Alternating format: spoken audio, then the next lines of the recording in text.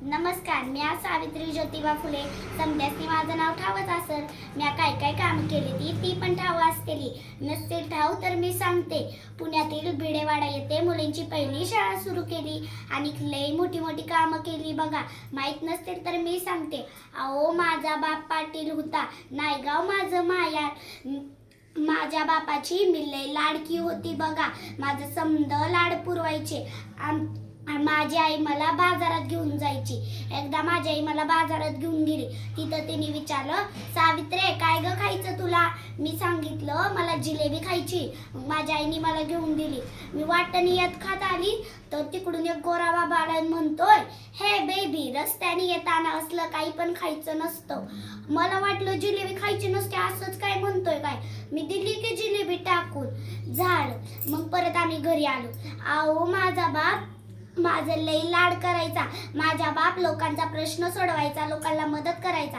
मी तेव्हा लहानच होती. मी पण बघायची. मला पण वाटायचं आपण लोकांची मदत करावी, लोकांना सेवा करावी. झालं की मग तवर धनकवडेच्या पाटलाची पोर सगुणाबाई ज्योतिरावांसाठी मुलगी शोधत होती. अहो काय सांगू, त्या ज्योतिरावांच्या डोक्यातले काय बाय विचारायचं.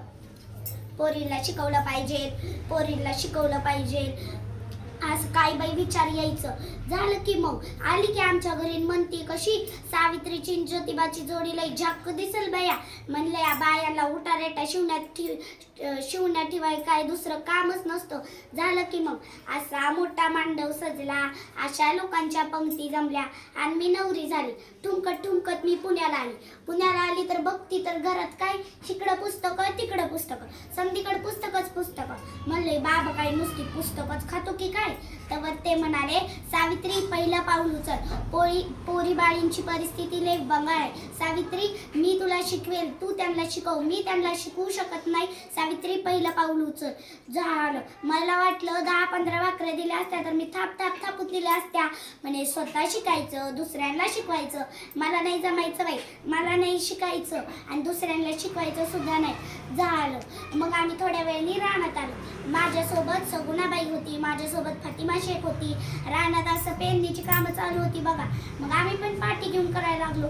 तोवर ते तिकडून हातात दांडकं घेऊन आले. मला वाटलं मला मारतायत की काय. मला त्यांनी हाक मारली, सावित्रे इकडे ये गं. मी घाबरत त्यांच्या जवळ गेले. तर म्हणताय, ही माती म्हणजे तुझी पाटी आणि ही काठी म्हणजे तुझा खडू. इकडून काठी फिरवत आहे, तिकडून काठी फिरवत आहे आणि म्हणताय त्याला ओ म्हण. काय बाई, सांगितले ना तुम्हाला मला नाही शिकायचं असलं. मला शिकायचं पण नाही, दुसऱ्याला शिकवायचं पण नाही. तेव्हा ते म्हणाले, सावित्री पहिलं पाऊल उचल. झाड. आम्हाला नुसतं शिकायलाच 8 दिवस गेले. मग मी आ शिकले, ई शिकले, अशी मी समधी बाराखडी शिकले बघा. अक्षरं मला बोलायला लागली, अक्षरं मला फुलागत वाटू लागली, अक्षरं मला मोत्यागत दिसू लागली. ह्यांना पण लई आनंद झाला. गाव जाऊन सांगायला लागले, पोरी बाळींना शिक्षणाला पाठवा, सावित्री त्यांना शिकवेल.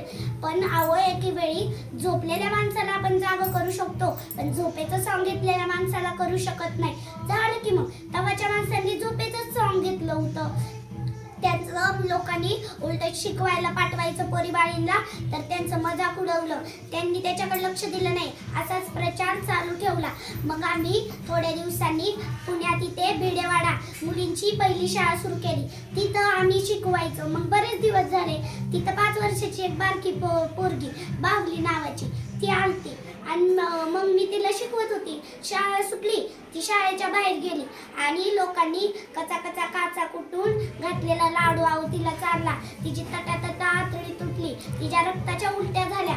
म्हणून सांगते, महात्मा ज्योतिरावांनी तुमच्यासाठी लई पुस्तकं लिहिलेत, लई ग्रंथ लिहिलेत. वाचत जावा.